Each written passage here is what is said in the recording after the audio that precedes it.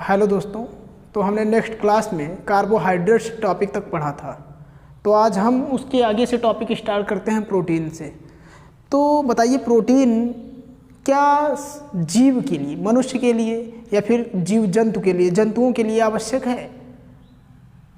हाँ, प्रोटीन जो है वो समस्त जंतु के लिए अति आवश्यक पदार्थ है। प्रोटीन के बगैर किसी भी जंतु या फिर किसी भी जीव का अस्तित्व नहीं है। ठीक, तो ये जो देख रहे हैं आप, स्किन है, मसल्स वगैरह, ये किससे बने हुए हैं? प्रोटीन से बने हुए हैं।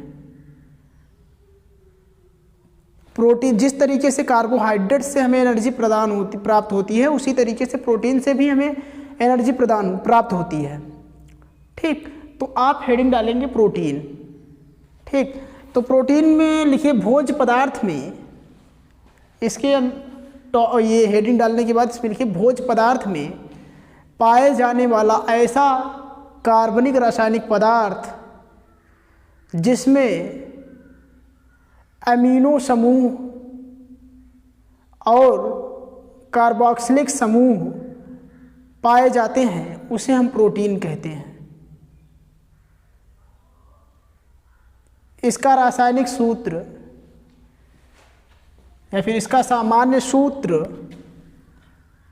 तो देखिए ये कार्बन हो गया, एमीन समूह अर्थात NH2, और क्या था? कार्बोक्सिलिक समूह COOH, हाइड्रोजन समूह और एल्किल समूह पाए जाते हैं। यह प्रोटीन का रासायनिक सूत्र या फिर रासायनिक संरचना है। इसमें देखिए एक कार्बोक्सिलिक समूह और एमीन समूह, हाइड्रो समूह, एल्किल समूह पाया जा रहा है। तो भोज्य पदार्थ में पाया जाने वाला ऐसा कार्बनिक रासायनिक पदार्थ जिसमें एमीन समूह और कार्बोक्सिलिक समूह पाए जाते हैं, उसे हम प्रोटीन कहते हैं। ठीक, तो आप इसके नीचे लिख लीजिए, प्रोटीन अमीनो अम्लों का बहुलक होता है। प्रोटीन अमीनो अम्लों का बहुलक होता है, अर्थात जैसे ये एक अमीनो अम्ल है। ठीक, ये एक अमीनो अम्ल है, तो बहुत सारे अमीनो अम्ल जब आपस में जुड़ जाते हैं तो ये पॉली अमीनो अम्ल बना लेते हैं, एक श्रृंखला बना लेते हैं। जब बहुत सारे अमीनो अम्ल आपस में जुड़ जाते हैं तो उसी को हम प्रोटीन कहते हैं। जब बहुत सारे अमीनो अम्ल आपस में जुड़ जाते हैं तो उसी को हम प्रोटीन कहते हैं। ठीक, तो प्रोटीन जो है वो अमीनो अम्लों का बहुलक होता है। उसके बाद उसमें और लिखिए, प्रोटीन के 1 ग्राम अणु से, प्रोटीन के 1 ग्राम अणु से 4.2 किलो कैलोरी, प्रोटीन के 1 ग्राम अणु से 4.2 किलो कैलोरी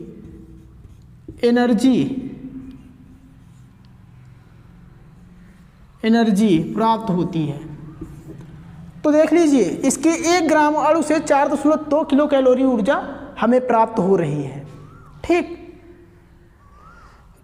तो उसके बाद नेक्स्ट लाइन में लिखिए, किसी भी जीवित कोशिका में प्रोटीन की मात्रा 15%, जबकि मृत कोशिका में यह 50% होती है। तो जीवित कोशिका में इसकी मात्रा कितनी होती है? 15%, जबकि मृत कोशिका में कितना हो जाता है? 50%। ठीक, तो उसके बाद लिखिए, प्रोटीन को वैज्ञानिक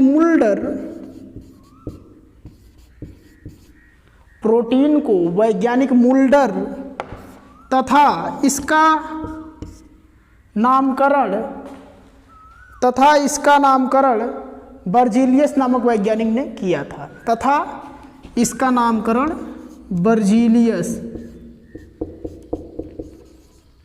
बर्जीलियस नामक वैज्ञानिक ने किया था। ठीक, तो नोट में लिख लीजिए, संसार में नोट बना लीजिए, उसमें आप लिखिए, संसार में सबसे ज़्यादा पाई जाने वाली प्रोटीन रूबिको होती है। संसार में सबसे ज़्यादा पाई जाने वाली प्रोटीन रूबिको होती है, जो कि पत्तियों में पाई जाती है, जो कि पत्तियों में पाई जाती है। ठीक, तो उसके बाद आप नेक्स्ट हेडिंग डालेंगे फैट, वसा।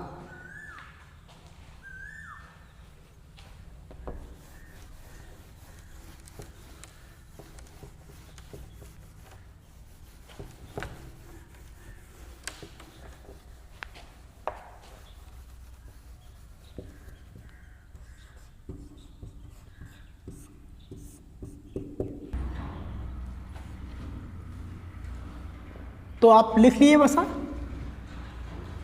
तो वसा जो है ये हमारे शरीर के लिए आवश्यक होता है। जिस तरीके से कार्बोहाइड्रेट्स और प्रोटीन से हमें एनर्जी प्राप्त होती है, उसी तरीके से वसा से भी हमारे शरीर को एनर्जी प्रदान यानी कि प्राप्त होती है। यह हमारे शरीर, फैट जो है ये हमारे शरीर का, मनुष्य के शरीर के तापक्रम को बनाए रखता है, यानी कि ताप को नियंत्रित करता है। वसा हमें वनस्पतियों से और मांसों से, दोनों से प्राप्त होता है, परंतु हमारे शरीर में वसा की अधिकता से ठीक नहीं होती। हमारे शरीर में वसा की अधिकता ठीक नहीं होती है। वसा को पचाने के लिए हमारे शरीर को, अर्थात हमारे जो पाचन अंग है, उनको अत्यधिक कार्य करना पड़ता है। वसा हमारे शरीर की क्रियाशीलता को बनाए रखता है। ठीक, तो ये इसके कार्य होते हैं। तो आप लिखोगे, हेडिंग डालिए वसा, और उसमें आप लिखोगे भोज्य पदार्थ में पाए जाने वाला ऐसा कार्बनिक पदार्थ जो शरीर में स्नेहक का कार्य करता है, अर्थात लुब्रिकेंट्स, इंग्लिश में लुब्रिकेंट्स कहते हैं, स्नेहक का कार्य करता है, उसे हम क्या कहते हैं? फैट कहते हैं। भोज्य पदार्थ में पाए जाने वाला ऐसा कार्बनिक पदार्थ जो हमारे शरीर में स्नेहक, लुब्रिकेंट्स का कार्य करता है, उसे हम वसा कहते हैं। ठीक, तो वसा का भोज्य पदार्थ में मुख्य स्रोत ऑयली, जो ऑयली सामग्रियां होती हैं, वह वसा का मुख्य स्रोत होती हैं। तेल वाली जो फसलें होती हैं वो वसा का मुख्य स्रोत होती हैं। जैसे कि आप जानते हो कि तैलीय फसलें कौन कौन सी हैं, तो आप जैसे में लिखोगे तो आप लिखोगे इनका मुख्य स्रोत, अर्थात वसा का मुख्य स्रोत, जैसे मूंगफली, सरसों, नारियल आदि प्राप्त होते हैं, आदि से प्राप्त होता है। ठीक, वसाएं कार्बोहाइड्रेट्स प्रोटीन की तरह की अपेक्षा, वसाएं कार्बोहाइड्रेट्स प्रोटीन की अपेक्षा हमारे शरीर को अधिक ऊर्जा प्रदान करती है। इनकी सबसे छोटी इकाई ग्लिसरॉल होती है, ग्लिसरॉल होती है। तो जिस तरीके से आप प्रोटीन में लिखे थे कि प्रोटीन की सबसे छोटी इकाई क्या होती है? अमीनो अम्ल। उसी तरीके से वसा की सबसे छोटी इकाई ग्लिसरॉल होती है। ठीक, तो आप लिखिए इसकी सबसे छोटी इकाई ग्लिसरॉल होती है। वसा के 1 ग्राम अणु से 1 ग्राम वसा से 9.4 किलो कैलोरी ऊर्जा प्राप्त होती है। आपने देखा था कि प्रोटीन की 1 ग्राम अणु से कितना प्राप्त होता था? 4.2 किलो कैलोरी। लेकिन इससे देखो कितना, 1 ग्राम वसा से 9.4 किलो कैलोरी ऊर्जा प्राप्त हो रही है। ठीक, तो आप नेक्स्ट हेडिंग डालेंगे विटामिन्स।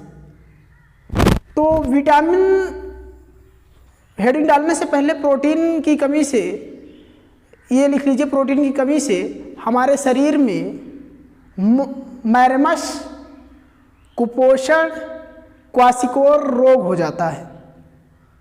ठीक, तो ये प्रोटीन में मैं लिखाना भूल गया था, आप इसको लिख लीजिए। प्रोटीन की कमी से हमारे शरीर में मैरमस, क्वासिकोर, कुपोषण जैसे रोग हो जाते हैं। ठीक, तो आप नेक्स्ट हेडिंग डालेंगे विटामिन्स।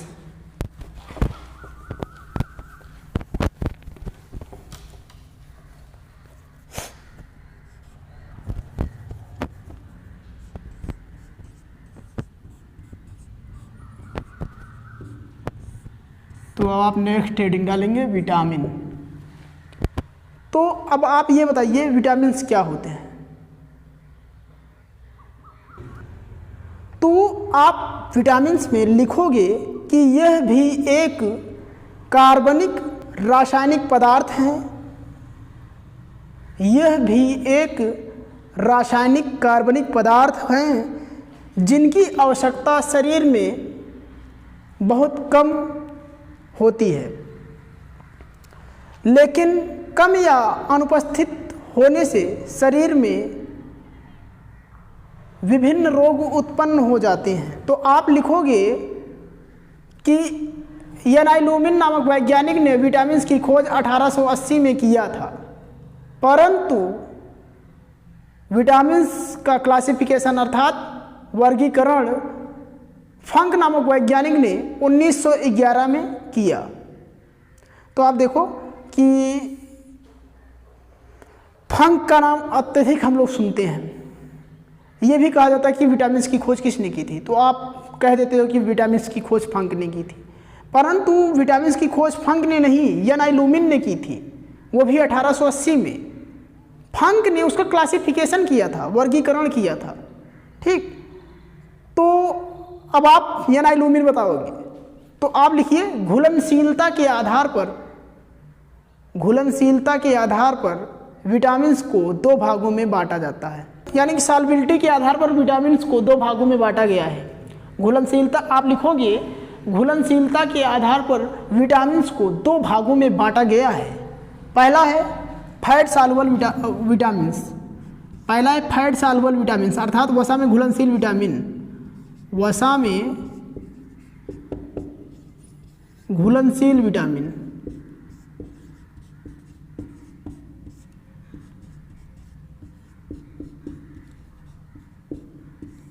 दूसरा आपका है जल में घुलनशील विटामिन।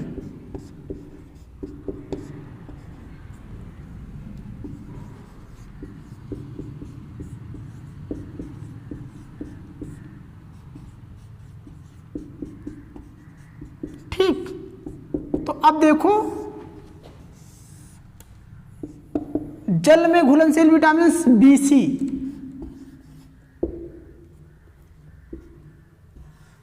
BC जल में घुलनशील विटामिन हैं। बाकी जो बचता है वह सभी किस में घुलनशील हैं, वसा में घुलनशील विटामिन हैं। A, D, E, K। ठीक, एडेक कह सकते हो या फिर आप इसे इस तरीके से आसानी के लिए डे का भी कह सकते हो। ठीक, ये चारों वसा में घुलनशील विटामिन है। बाकी जो BC बचता है विटामिन B कॉम्प्लेक्स और विटामिन C, यह जल में घुलनशील है। अब B कॉम्प्लेक्स में जो B1 है, B2 है, B12 है, जो सभी प्रकार हैं B6, B12, B1, B2, वो सभी B कॉम्प्लेक्स में आ जाते हैं। तो विटामिन B कॉम्प्लेक्स और विटामिन C जल में घुलनशील विटामिन है और बाकी सभी वसा में घुलनशील विटामिन होते हैं। तो अब आप एक चार्ट बनाओगे, चलिए हम बना देते हैं। तो आप ये चार्ट बना लीजिए। ठीक है, तो सबसे पहले आप चार्ट बनाएंगे तो उसमें लिखेंगे विटामिन्स का नाम, उसके बाद आप लिखेंगे रासायनिक नाम, विटामिन्स की कमी से होने वाला रोग और विटामिन्स के स्रोत। उसके बाद ये चार्ट आप बना लेंगे। ठीक, तो इसको आप नोट कर लीजिएगा। तो अब देखिए विटामिन ए की कमी के कारण हमें कौन सा रोग होता है, रतौंधी। तो रतौंधी में क्या होता है, रतौंधी में हमें जब दिन यानी जब सूर्य राइज छिप जाता है, राइज मतलब निकलना होता है, लेकिन जब सन सेट होता है, सन डूब जाता है, सूर्य जब अस्त होता है, तो क्या होता है कि जब सूर्य की प्रकाश जब कम हो जाती है, पृथ्वी पर कम हो जाती है, तो यानी कि रात के समय, शाम के समय हमारे आंखों से कम दिखाई देने लगता है, अर्थात रतौंधी पड़ने लगती है। ठीक, अब देखिए ये विटामिन बी कॉम्प्लेक्स है, बी कॉम्प्लेक्स में B1, B2, B12, उसके बाद C, D, E, K। तो विटामिन B1 की कमी के कारण बेरी रोग हो जाता है, और इसका जो स्रोत है वो हरी सब्जी अनाज वाली फसलें हैं। और विटामिन ए का जो स्रोत है वो पका आम, गाजर, दूध, अंडा, मांस। विटामिन ए प्रचुर मात्रा में गाजर में पाया जाता है। ठीक। अब B2 देखो, रेफ्लोफ्लेविन, त्वचा से संबंधी रोग, जो हमारे त्वचा पर ये त्वचा से संबंधित जो रोग होते हैं जैसे कि दांत, खाज, खजुली, दाना, धब्बा इत्यादि, तो ये बेल में B2 जो होता है वो अत्यधिक मात्रा में मिलता है। और B12 साइनोकोबालमिन, इससे मंद बुद्धि, अर्थात जैसे आप देखो किसी को कहो कि एक चूड़ी मिस है, थोड़ा पागल टाइप्स का हो, ठीक, तो उसे हम मंद बुद्धि कहते हैं, जिसके पास थोड़ा दिमाग कम हो, मोटे दिमाग का मोटा हो। पांडु रोग और एनीमिया मतलब शरीर में जो ब्लड में आयरन की कमी हो जाती है। ठीक। तो इसका जो होता है प्रचुर मात्रा में ये हरी सब्जियों और फल अंकुरित बीजों में मिलता है। अंकुरित बीज का मतलब जैसे आप चने को रख दो, चने को भिगो दो शाम को और फिर उसको पानी से अलग करके कुछ देर के लिए अगर छोड़ दो तो देखो वो अंकुरित हो जाते हैं, उसमें आँखें निकल आते हैं, तो अंकुरित बीज। उसके बाद विटामिन सी का रासायनिक नाम एस्कर्बिक एसिड, स्कर्वी, इससे स्कर्वी रोग हो जाते हैं। आप देखो कि मसूड़े फट जाते हैं, मसूड़ों से पश, यानी कि मसूड़ों से पश ब्लड निकलने लगता है। ठीक। तो स्कर्वी, विटामिन सी की कमी से स्कर्वी रोग हो जाता है। तो इसकी जो प्रचुर मात्रा, यानी कि जो विटामिन सी है वो प्रचुर मात्रा में खट्टे पदार्थों में पाया जाता है। ठीक। तो आंवला, नींबू वर्गीय फल, अर्थात जितने भी खट्टे पदार्थ होते हैं सब में विटामिन सी पाया जाता है। अब विटामिन डी की कमी से, विटामिन डी का रासायनिक नाम कैल्सीफेरॉल रिकेट्स, जो बच्चों में आप देखो कि हड्डियां टेढ़ी हो जाती हैं, ठीक, ऐसे हो जाती हैं, ठीक, तो हड्डियां कमज़ोर हो जाती हैं, तो बच्चों में ये रोग होता है। तो इसका जो विटामिन डी जो होता है वो प्रचुर मात्रा में सूर्य के प्रकाश और दूध में मिलता है। और सुनिए, नोट में लिख लीजिए, विटामिन डी किसी भी फल में नहीं पाई जाती। विटामिन डी ही एक ऐसा विटामिन है जो किसी भी फल में नहीं पाई जाती। ठीक। तो उसके बाद आपका है विटामिन ई, इसका नाम है टोकोफेरॉल। टोकोफेरॉल में देखो बांझपन, नर व मादा दोनों में बांझपन हो जाते हैं। इसका जो स्रोत है वो शुष्क फल है, ड्राई, सूखे फल। ठीक। अब देखो विटामिन ई की कमी से नपुंसकता हो जाता है, वो बच्चे पैदा करने योग्य नहीं रह जाता है विटामिन ई की कमी से। ठीक। और विटामिन ई को सौंदर्य का विटामिन भी कहा जाता है। ठीक। अब देखो विटामिन के, इसका नाम है नैफ्थोक्वेनान या फिर फेनोक्वेनान। तो विटामिन के की कमी के कारण हमारे शरीर में रक्त का थक्का नहीं बनता है। ठीक। जैसे कि हमारे शरीर में विटामिन के की कमी हो जाए तो रक्त का थक्का नहीं बनता है। ठीक। तो ये प्रचुर मात्रा में हरी सब्जियों में पाया जाता है। ठीक है, तो आप इसको बना लीजिएगा। तो अब आप नोट लिखो, नोट। विटामिन B12 में कोबाल्ट नामक तत्व पाया जाता है जो तंत्रिका तंत्र के विकास में सहायक होता है। ठीक। दूसरा नोट बनाइए। विटामिन डी में कैल्शियम नामक तत्व पाया जाता है जो हड्डियों के विकास के लिए आवश्यक होता है। तीसरा नोट आप बनाइए। पके पपीते में समस्त विटामिन पाई जाती हैं। पके पपीते में समस्त विटामिन पाई जाती हैं। ठीक। तो आप कार्बोहाइड्रेट्स, प्रोटीन, फैट, विटामिन्स पढ़ चुके हैं। अब इसके बाद आप पढ़ेंगे पाचन के चरण, मनुष्यों में पाचन के चरण।